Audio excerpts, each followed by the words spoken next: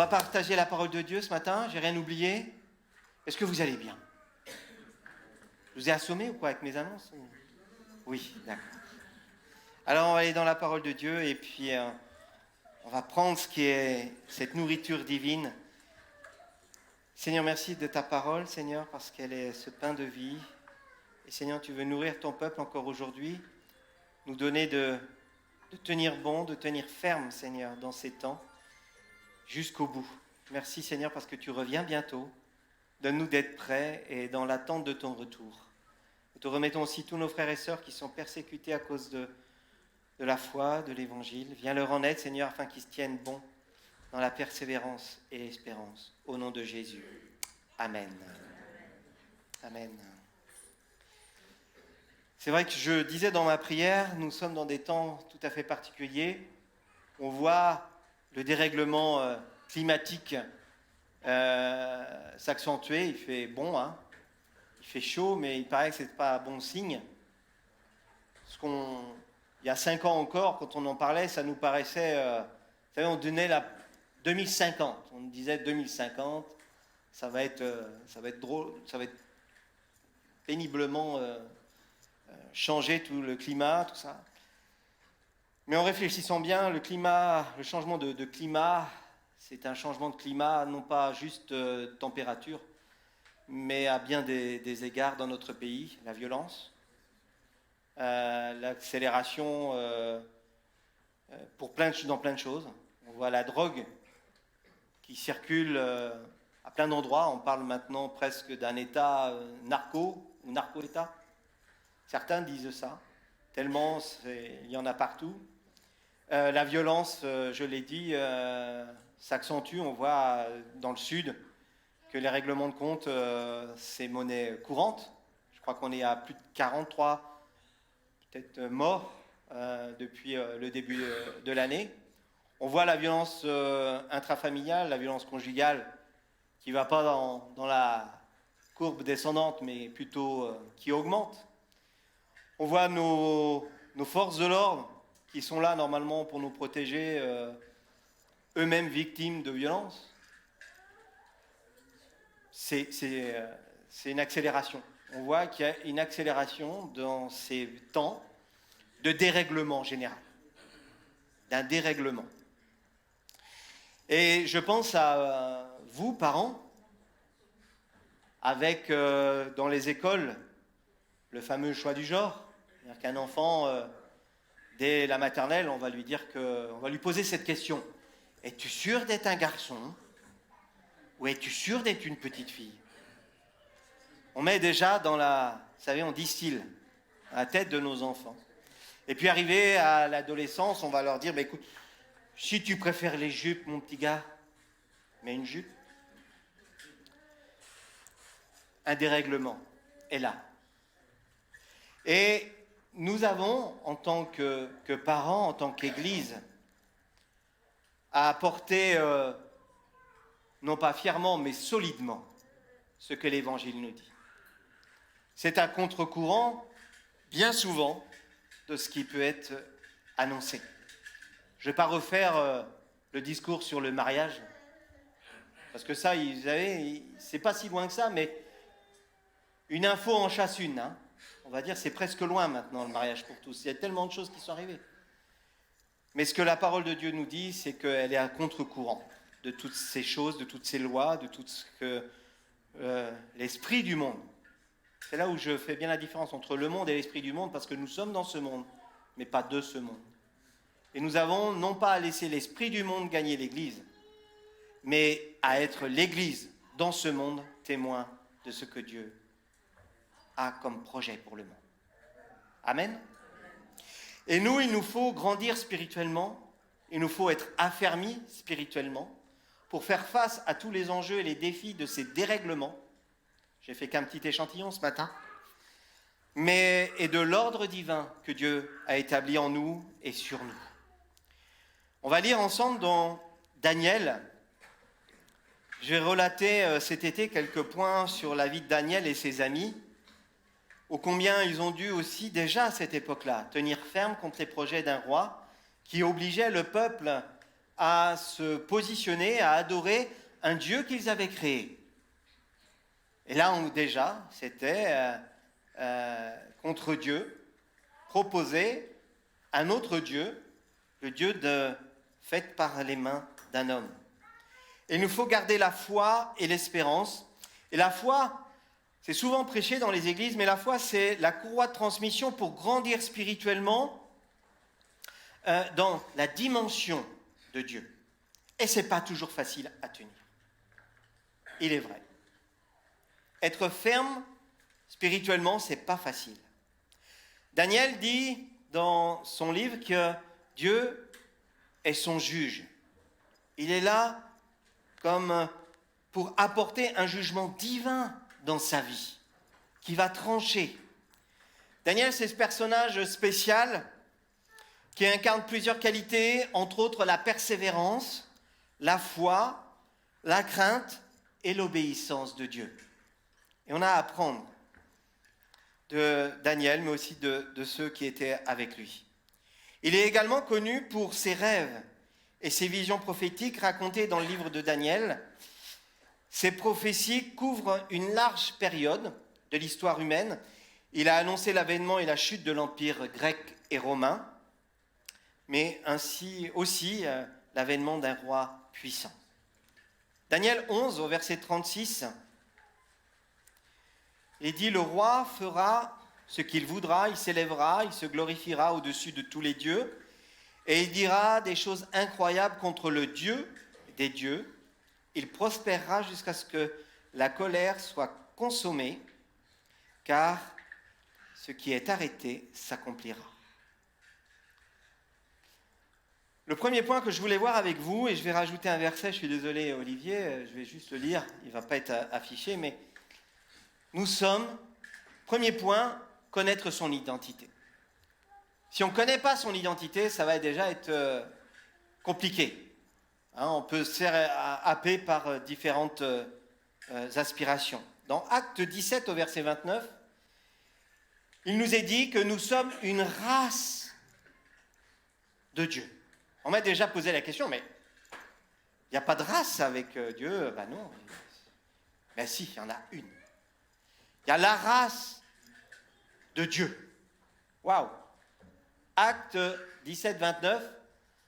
Ainsi donc, étant la race de Dieu, nous ne devons pas croire à la divinité comme semblable à de l'or, à de l'argent ou à de la pierre sculptée par l'art et l'industrie de l'homme. Pas être attaché aux choses de ce monde. Parce que nous sommes une race à part, choisie. On aime mieux entendre qu'on est un peuple choisi, un peuple élu de Dieu. Mais une race. Parce que nous sommes faits à l'image de Dieu. C'est là notre véritable identité. Connaître son identité, c'est faire les choses dans l'intérêt de Dieu et non pas dans notre propre intérêt. En d'autres termes, c'est faire la volonté du Seigneur au détriment de la mienne, de la tienne. En réalité, connaître son identité implique forcément la crainte et l'obéissance de Dieu. Daniel connaissait son identité et il a refusé, avec ses amis, de manger la nourriture et de boire le vin servi à la table du roi. Il était, Daniel, avec ses amis, dans des gouvernants, dans des dignitaires, mais ils se sont démarqués. Ils étaient irréprochables dans leur travail. Ils étaient pointus. Mais lorsqu'il fallait partager la nourriture, une nourriture qui pour eux était souillée, ils ont dit « Ah là là, non, là c'est pas pour moi ». Ils ont tenu ferme, jusqu'à même devenir végétariens. Leur éducation a abordé toutes les sciences. Le Seigneur leur a permis de connaître les sciences. Et Daniel aussi a reçu donc l'aptitude d'interpréter les rêves et les visions. Parce qu'il était là, non pas pour être souillé, mais pour faire la volonté de Dieu. Daniel 1, 17 il nous est dit, Dieu accorda à ces 4 jeunes gens la science et de l'intelligence dans toutes les lettres et de la sagesse, et Daniel expliquait tous les rêves et tous les songes. Tant que tu ne connais pas ton identité, il y a certaines décisions que tu ne peux pas prendre.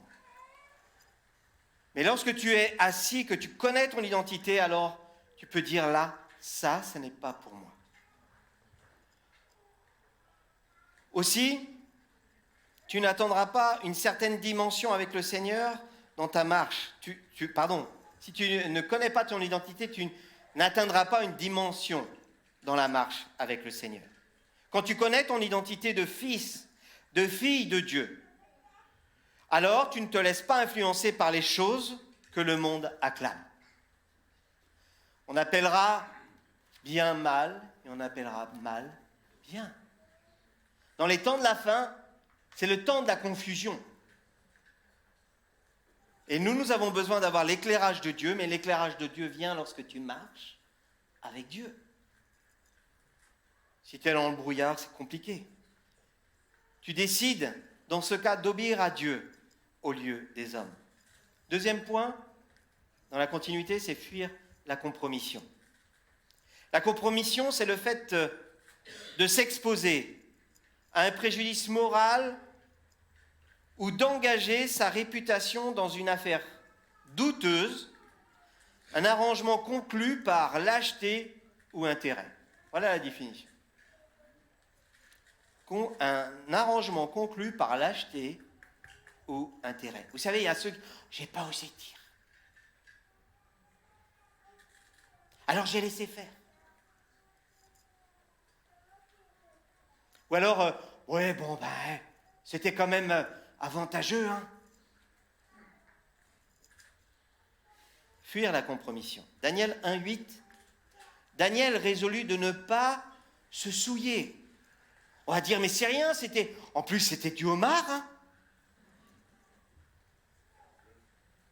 Non, mais quand même, c'était du Saint-Émilion. On va dire, c'est pas du mauvais quand même.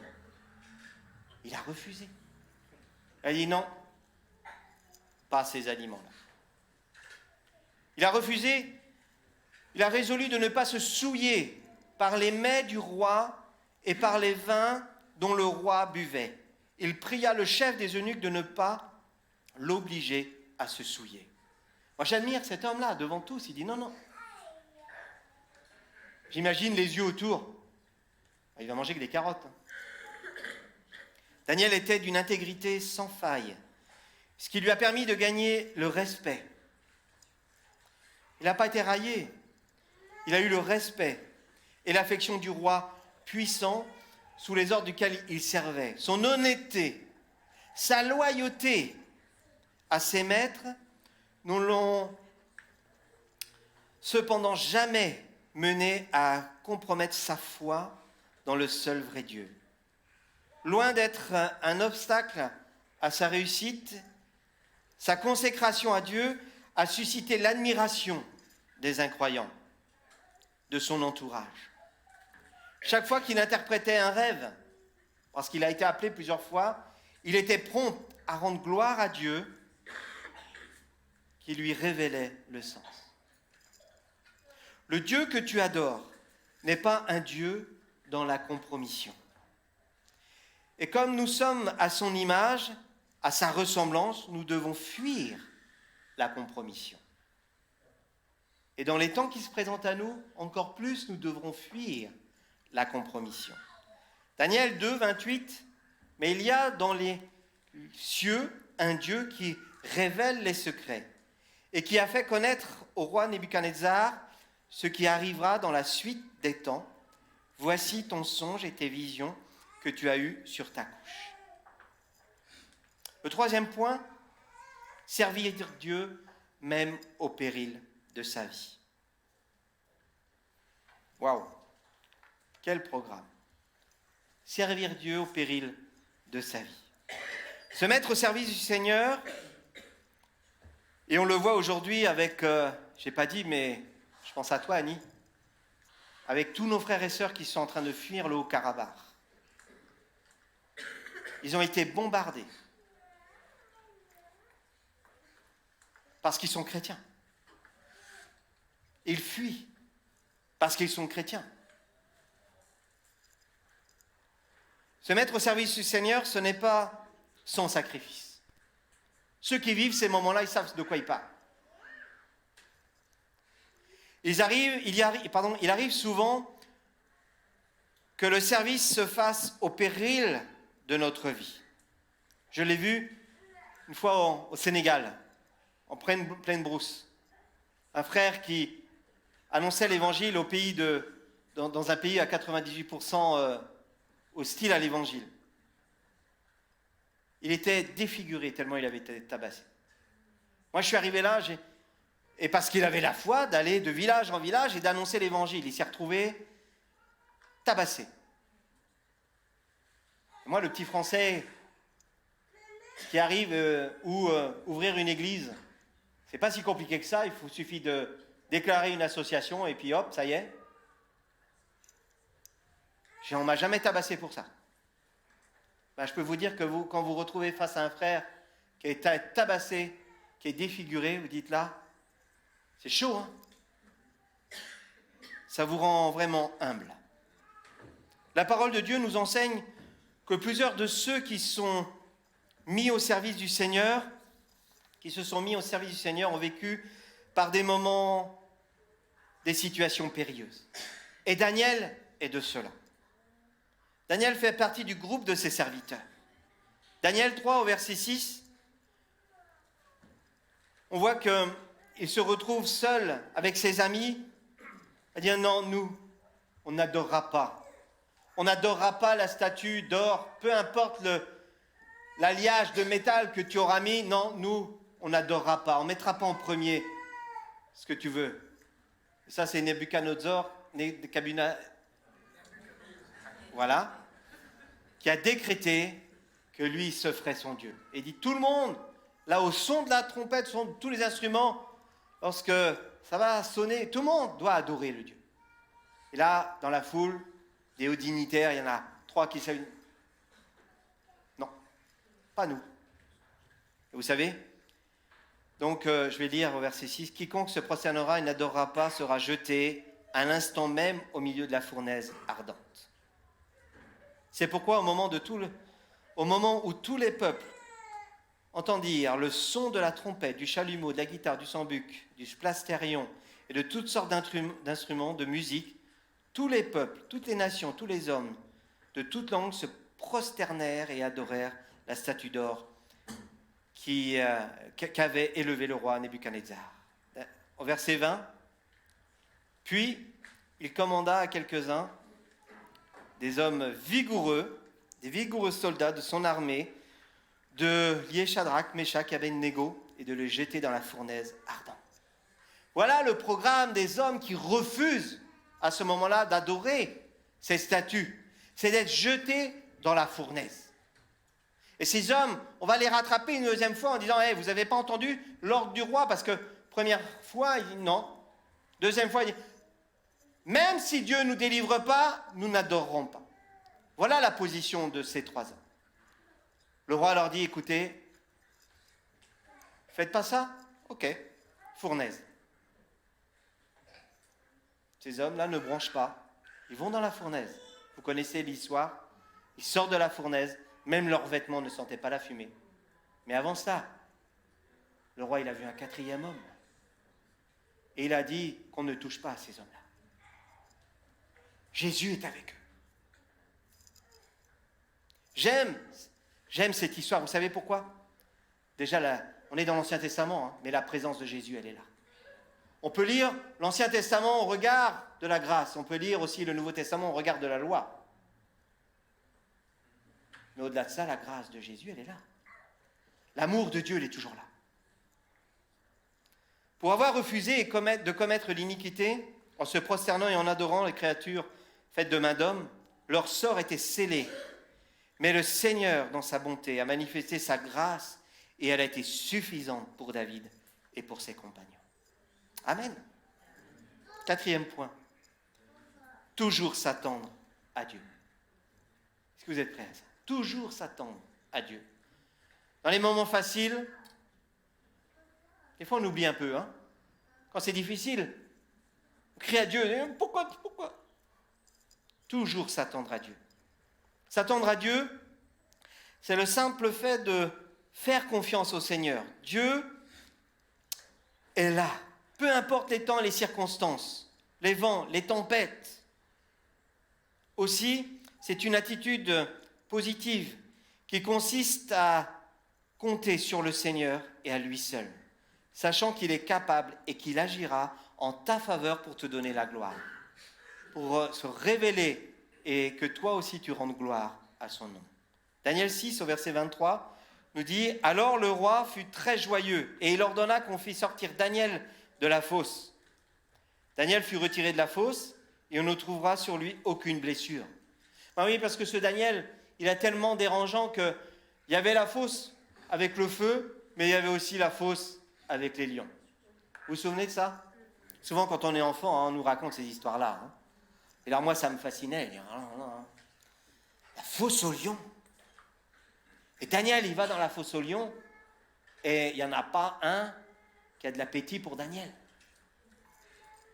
Il sort. J'étais fasciné aussi par l'histoire de Daniel. Dès qu'il y a un trou, je ne sais pas pourquoi, parce que des fois dans ma vie, je me suis peut-être senti au fond du trou. Pas vous? Mais ça me fascine comment Dieu est capable de faire sortir du trou. Intact. On va lire encore. Alors, le roi fut joyeux, parce que le roi, dans son cœur, il savait, il avait une grande affection pour ce Daniel. Il en avait besoin, c'est lui qui révélait les rêves. Puis il savait qu'il était fiable. Alors, on ordonna qu'il fît sortir Daniel de la fosse. Daniel fut retiré de la fosse. On ne trouva sur lui aucune blessure parce qu'il avait eu confiance en son Dieu. Est-ce qu'on peut dire ensemble? Parce qu'il avait eu confiance en son Dieu. Confiance en Dieu. Le roi ordonna que ces hommes qui avaient accusé Daniel fussent amenés et jetés dans la fosse aux lions. Eux, leurs enfants et leurs femmes, c'est dur. Et avant qu'ils fussent parvenus au fond de la fosse, les lions les saisirent et brisèrent tous leurs os. Waouh! Lorsque nous lisons ce passage, nous nous rendons compte de combien de fois la fidélité du Seigneur est grande et son amour infini pour quiconque obéit, pour quiconque est trouvé fidèle, pour quiconque reste accroché à Dieu en dépit des temps et des circonstances. On aurait pu dire, mais c'est pas juste qu'il aille dans la fosse aux lions. On pourrait déjà être là avec nos banderoles de français, en disant, on fait grève parce que Dieu a permis qu'il aille dans la fosse aux lions. Non, il était utile qu'il aille dans la fosse aux lions. Il rendait témoignage encore de la puissance de Dieu. Pas un ongle de lion n'a pu égratigner ce Daniel. Parce qu'il obéissait, parce qu'il observait les principes du royaume de Dieu. Cinquièmement, l'excellence. La marque de fabrique du royaume, l'excellence. Daniel et ses amis se sont avérés être les meilleurs étudiants dans ce groupe. Si bien qu'à l'issue de leur formation, ils sont entrés au service du roi, Nebuchadnezzar, sous ce nouveau souverain. Il nous est dit que Daniel excellait tellement dans ses responsabilités administratives que Darius, un des chefs, envisageait de l'établir sur tout le royaume. C'est là où ça commençait à causer des problèmes. À cause de cela, les autres administrateurs se sont tellement mis en colère qu'ils ont cherché à le faire tomber. N'ayant pas trouvé de faute en lui, ils s'en sont pris à sa religion. Ça vous est pas arrivé, ça? Qu'on s'attaque à votre religion? Pour ceux qui vont oser aller dehors, pour nous tous qui allons oser aller dehors, porter l'évangile. Il ne faut pas se faire d'illusions. On va dire, ah, vous, protestants,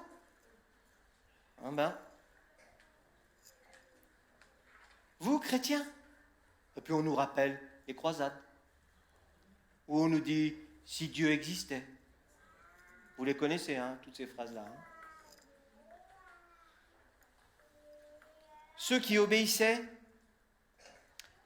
à Dieu, et ces hommes ont obéi à Dieu, ont vu la main de Dieu, même dans la fosse où tous ont été jetés, soit le lion, soit le feu. Daniel 6,16, alors le roi donna l'ordre qu'on amena Daniel et qu'on le jeta dans la fosse. Des hommes se sont ligués et l'ont jeté.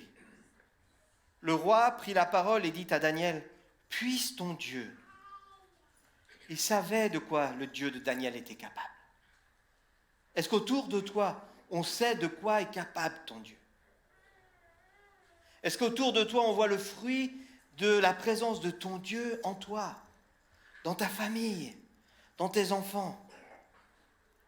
Alors, le roi prit la parole et dit à Daniel, « Puisse ton Dieu, que tu sers avec persévérance, te délivrer. » Même celui qui pouvait paraître le plus grand ennemi de Daniel avait espoir, avait espérance que Daniel serait secouru par son Dieu. Sixièmement, rappeler à Dieu sa promesse.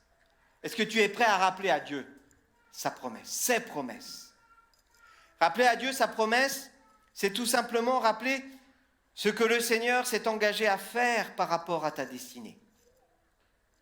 Une chose que l'on doit garder à l'esprit est que Dieu est fidèle dans son alliance avec nous. Quelqu'un devrait dire Amen. Dieu est fidèle dans son alliance. Nous, on a du mal dans la fidélité. Mais Dieu, lorsqu'il t'accorde son alliance, il l'accorde pour toujours. Il ne la reprend pas. Psaume 105, verset 8, « Il se rappelle à toujours son alliance, ses promesses pour 1000 générations. » Alléluia! Nous avons le Dieu des promesses. Il ne fera jamais défaut. Alors j'ai une mauvaise nouvelle. Vous m'écoutez? La mauvaise nouvelle, c'est qu'il est quasiment impossible de se rappeler des promesses de Dieu si nous ne les connaissons pas. Facile, non? Ce matin, je ne te parle pas des promesses que les hommes de Dieu ont même pu dire. Par prophétie, par révélation, parole de connaissance. Je ne te parle même pas de celles-là, même si elles sont importantes. Mais ce que le Seigneur t'a dit à toi. Est-ce que tu te souviens de ce qu'il t'a dit à toi, dans ton cœur? Quelle promesse le Seigneur t'a faite? Est-ce que tu t'accroches à celle-là, au moins? Est-ce que tu t'en souviens? En réalité, connaître la promesse de Dieu pour nos vies donne de tenir ferme face aux épreuves et aux défis de la vie. Parce que tu retournes là, tu es là et tu retournes à l'ancre qui est accrochée au rocher. Hébreux 10, 23 nous dit « Retenons fermement la profession de notre espérance, car celui qui a fait la promesse est fidèle. » Alléluia. Lors de ton baptême, lorsque tu as témoigné que Christ était ton Seigneur et ton Sauveur, que tu as fait cette expérience, est-ce que tu es capable encore de déclarer ces paroles, dire « Ouais, le Seigneur m'a sauvé ». Ou est-ce que tu as empilé là les épreuves qui ont pris tellement de place? Les orties, hein. Vous avez vu les orties, ça pique, hein. Moi, je suis toujours épaté de voir quand j'arrache les orties, parce que j'ai trouvé le meilleur moyen de m'en débarrasser, c'est en fait d'arracher les racines. Vous avez déjà arraché des racines d'ortie? Bah, c'est costaud, hein. Parce que c'est à la fois grand et profond. Il faut y aller.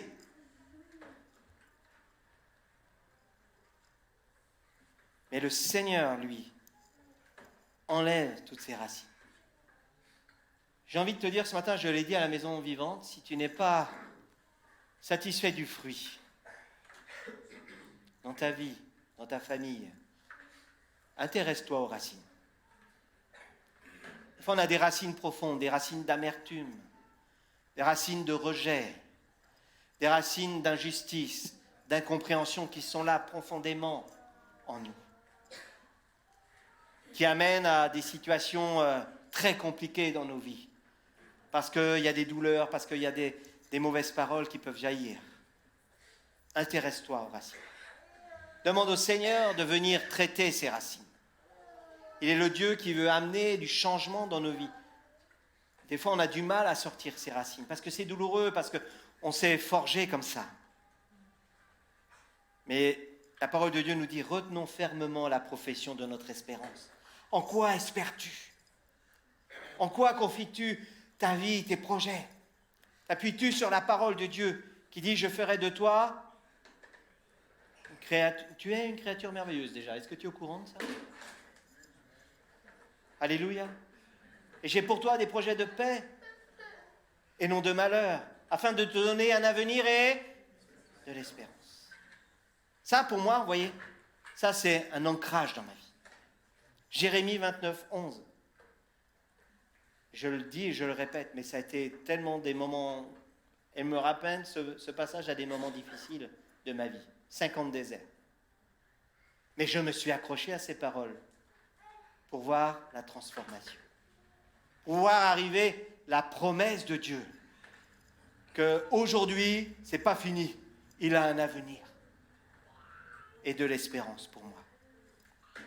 Alors, le 7e point, pour terminer, c'est la persévérance. La persévérance. Ça, c'est quelque chose, hein? La persévérance. La persévérance est la qualité d'une personne qui persévère, qui s'obstine, qui fait preuve d'opiniâtreté, de constance, de ténacité, d'acharnement. Voilà encore une définition. Est-ce que tu vas être persistant? Ou est-ce qu'à la première occasion, oh, j'en ai marre, Marc il m'a encore marché sur les pieds, moi je viens plus. Hein. Non? Oh là là, celle-là elle me saoule. Hein. Pourvu que tu parles pas de ta femme comme ça. Non. Est-ce que tu vas persévérer? Est-ce que tu vas te battre pour ta famille? Est-ce que tu vas te battre pour ton travail? Est-ce que tu vas te battre pour être un témoin fidèle? Est-ce que tu vas te battre pour tes enfants? Oui, ils sont dans la difficulté. Mais au lieu, non, pas dire, tu dis pas, de toute façon il a fait ses choix et puis voilà. Non, je vais prier, je vais intercéder, il va s'en sortir. Et puis quand tu vas le voir arriver, tu vas dire, mon fils bien-aimé. Ou de toute façon, bon à rien, t'arriveras jamais. Attention. Daniel 6, 16 nous dit, le roi prit la parole et dit à Daniel, puisse ton Dieu, que tu sers avec persévérance, te délivrer. Moi j'aime parce que Dieu se sert de son ennemi, de celui qui voulait lui faire plier le genou et adorer un Dieu qu'il avait bâti. Il dit, hey, puisse Dieu, ton Dieu que tu sers, avec persévérance te délivrer. Alléluia. Et quand autour de nous, on arrive à entendre ces paroles-là, et toi tu crois. On a reçu ça il y a quelque temps, hein, un couple qui passait par une difficulté, et la famille, elle nous envoie un message, et ouais, nous on ne croit pas, mais on prie avec vous. Oh. Qu'est-ce qui se passe? Il y a un repère. Ils savent que toi tu crois. Est-ce qu'autour de toi, on sait que tu crois, on sait que tu persévères, on sait qu'en dépit des temps et des circonstances, toi tu vas tenir, toi tu vas être un fidèle serviteur, tu vas être un phare, tu vas être un poteau indicateur pour la direction de la promesse qui se réalise dans ta vie. Ne te décourage pas. Ne te décourage pas pour ce que tu traverses aujourd'hui parce que tu es appelé avec la persévérance. À l'instar de Daniel, dont le roi a remarqué la persévérance malgré le décret qui avait été pris contre lui. Daniel a suscité une loi, un décret. Puisqu'il adore son Dieu, Darius et tous ses amis là, du gouvernement ont pris un décret, interdiction de prier en public, interdiction de montrer qui on est. Ça s'appelle pas la laïcité, ça, non? Non. Hein? Ça restera chez toi dans ton secret. Non, Daniel, lui, contre tout ça, il a dit non, moi, je vais prier. Il n'a pas essayé de les convaincre. Hein. Il s'est mis en marche, il a dit, moi, je prie, je prie. Faites votre truc. La loi des hommes, c'est bien, mais la loi de Dieu, c'est autre chose. J'adorerais mon Dieu. Il n'a pas monté les pancartes, hein. Il l'a fait. Il dit, j'adore Dieu. Ils me disent, mais d'abord toi. Je persévérerai dans ta présence, mon Dieu. Que les décrets pris par les hommes ne soient pas des éléments pour désobéir à Dieu. Ça, je prie ça pour chacun d'entre nous, jour après jour, jusqu'à la fin des temps. Que les décrets pris par les hommes, on en voit encore arriver sur la fin de vie, entre autres, et encore d'autres à venir. Mais que les décrets des hommes pris ne soient pas des éléments pour désobéir à Dieu. Il faut plutôt persévérer dans l'obéissance à Dieu. Et sa parole pour nous est un guide, une référence formidable. Romains 5, un dernier verset, promis, 3 à 4, nous dit, bien plus, nous nous glorifions même des afflictions, sachant que l'affliction produit la persévérance. La persévérance, la victoire dans l'épreuve. Et cette victoire, l'espérance. Alléluia. La force de Daniel dépend de son dévouement à la prière. C'est un homme de prière. Un homme qui savait se réfugier en Dieu. Il n'a pas cherché à combattre les lois des hommes, mais il a appliqué les lois de Dieu.